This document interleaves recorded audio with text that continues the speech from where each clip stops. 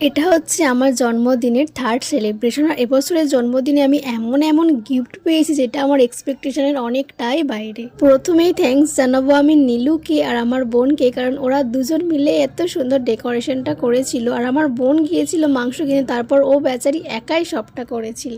তো এইসব কিছুর মধ্যে তারপরে একে একে চলে আসে আমার স্টুডেন্টরা। তারপর আমি হালকা করে সেজে নিই। আর এখন যেহেতু সবাই মামার বাড়ি ঘুরছে, তাই বেশি কেউ আসেনি, যে কজন ছিল সে কজনই এসেছিল। তো ওরা চলে আসার পর ওদেরকে একটু বক্স চালিয়ে দেওয়া হয়েছিল যাতে ওরা একটু ব্যাপারটা এনজয় করে। তো তারপরে আমিও চলে আসি কেক কাটার জায়গায়। আর সত্যি বলছি, আমার কাছে টাকা পয়সার থেকে এফোর্টটা অনেক ম্যাটার করে। এটা আমাকে দিয়েছিল নীলু, কারণ ও জানে আমি হাতের জিনিস অনেক পছন্দ করি। আর এই রকম জিনিস আমি এই প্রথমবার পেয়েছি যে কেউ আমার জন্য এত দিন থেকে ভেবে একটা জিনিস বানিয়ে গেছে। সত্যি বলছি, আমার এটা অনেক ভালো লেগেছে। আর এইসবের পরেই শুরু হয়ে যায় ঝগড়া, তার সাথে রয়েছে আরও অনেক ফান। তো সেটার জন্য তোমরা নেক্সট ভিডিও চোখ রেখো।